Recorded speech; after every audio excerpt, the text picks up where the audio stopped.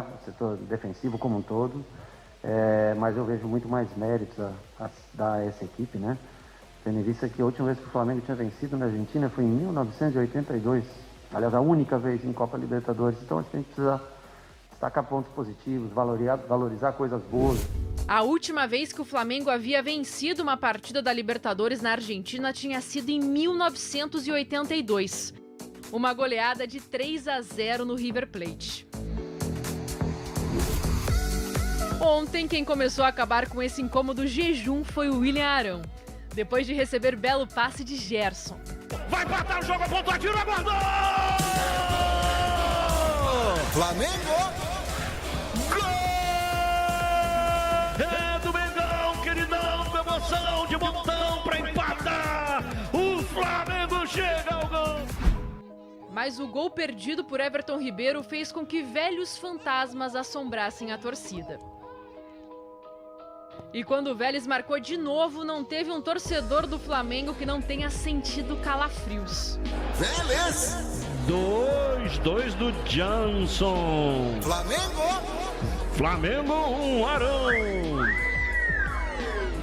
Mas foi aí que entraram em cena os principais jogadores do time.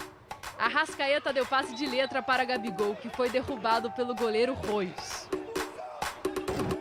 Ele mesmo bateu e fez o primeiro dele nessa edição da Libertadores. Gabigol, sempre ele, Gabigol! E já na reta final, Arrascaeta mostrou que ficar no Flamengo é importante para ele e para o próprio Flamengo. Georgian de Arrascaeta de fora, fuzila no ângulo onde a coruja dorme, é golaço do Flamengo, vira o jogo, isso sim, galera, esto é Flamengaço, Conheço o caráter do jogador, um menino nota 10, trabalhar, muito fácil de se lidar no dia a dia, talentosíssimo, ídolo no Flamengo. E em nenhum momento isso, eu, ao menos para mim, a minha impressão, estou te falando como treinador agora, em nenhum momento teve demonstrou para mim ele teve uma lesão no tornozelo, isso é verdade. Eu acho que ele é feliz aqui, é um jogador que é considerado pelo torcedor, pela direção, e é um jogador jovem que pode ficar muito tempo ainda jogando. Ser desleal é outra, e tem que rever esse jogo, o árbitro, porque eles entraram muito duro. Mas o estrago quem fez foi o Flamengo, com um time que pode não ser perfeito, mas se credencia como um dos melhores do continente. A gente conseguiu essa vitória aqui, muito feliz. E agora é dar sequência na Libertadores, porque ganhamos só o primeiro jogo e a gente quer ganhar a competição. O Flamengo estreando na Libertadores com espírito de Libertadores, poder de reação, muita qualidade técnica que a gente sabe que esse time do Flamengo tem, mas principalmente uma postura muito diferente daquele Flamengo que a gente viu jogando na quinta-feira passada contra o Vasco. Né, Alfredo? Ah, sem dúvida. Sem dúvida. Jogou com espírito de Libertadores, com espírito de Flamengo, né?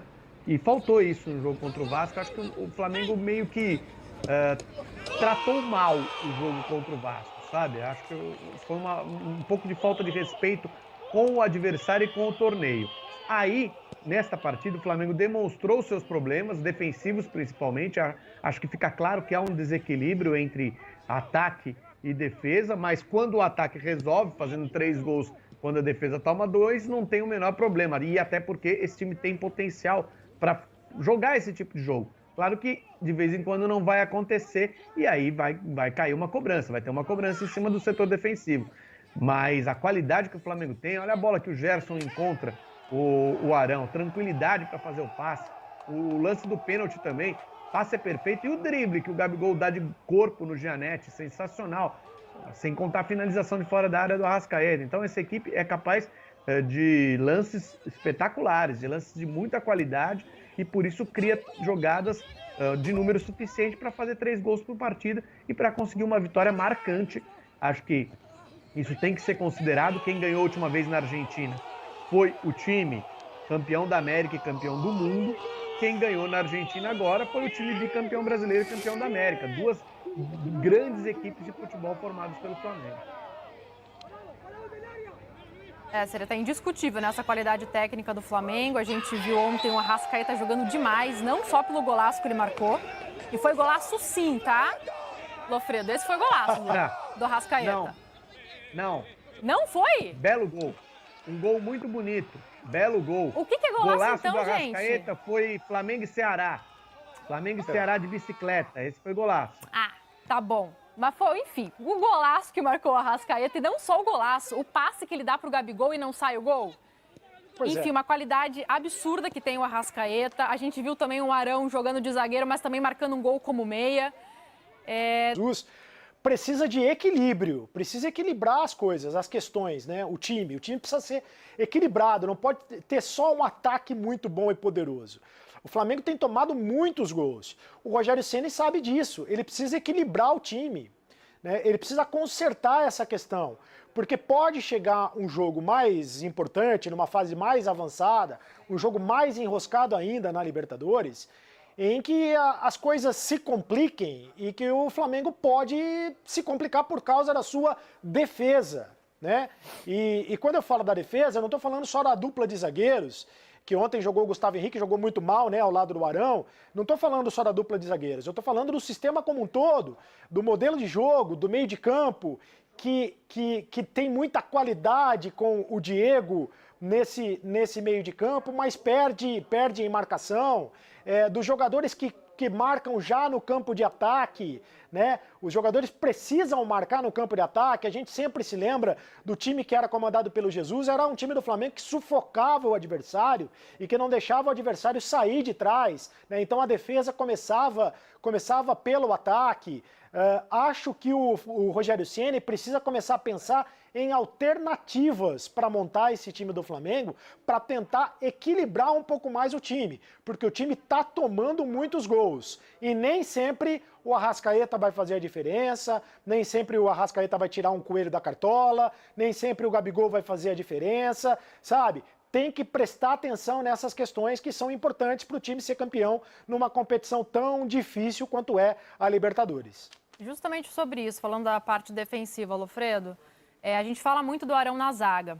Ele exerce muito bem essa função, está exercendo muito bem essa nova função. Mas eu acho que o debate não está muito na questão dele como zagueiro, mas sim na falta que ele faz nesse meio de campo, né? Como ele fazia, ele exercia muito bem a função de primeiro volante, agora quem está exercendo essa função é o Diego. Mas o que se ganha com o Diego e com o Gerson, o Diego controlou o jogo ontem. E o Gerson dá a bola pro Arão fazer o gol. Assim, você ganha muito com Diego e Gerson no meio campo, ganha muito na criatividade, ganha muito na questão ofensiva. O Arão é um cara que tem que batalhar, viu? Porque, vou te falar, ele chega no Flamengo, ele é criticado, o Jorge Jesus mantém ele, fala, ó, Arão joga comigo, ele vai lá, se firma como volante, depois o Rogério Ceni chega para fazer uma modificação, coloca ele como zagueiro, o time é campeão brasileiro. Foi meio ali no aperto, mas foi campeão brasileiro, tá? Com o Arão sendo a melhor opção para companheiro de zaga do Rodrigo Caio, e segue sendo. E agora se pensa olha, o Arão talvez precise dele no meio. Eu não sei se o torcedor não pega no pé do Arão, sim, e não do posicionamento, viu? Eu tenho minhas dúvidas.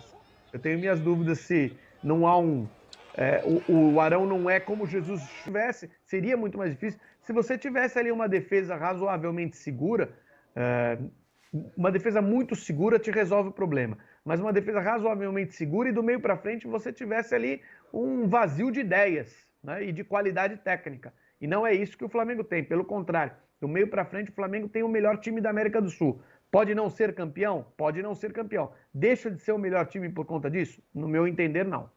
E não acho que o problema seja o Arão e também não acho que o problema seja o Diego, né? Porque o Diego está jogando muita bola nessa nova função, ele se reinventou no futebol. Aí é uma questão de você colocar na balança os ganhos e as perdas, né? E tentar encontrar um equilíbrio.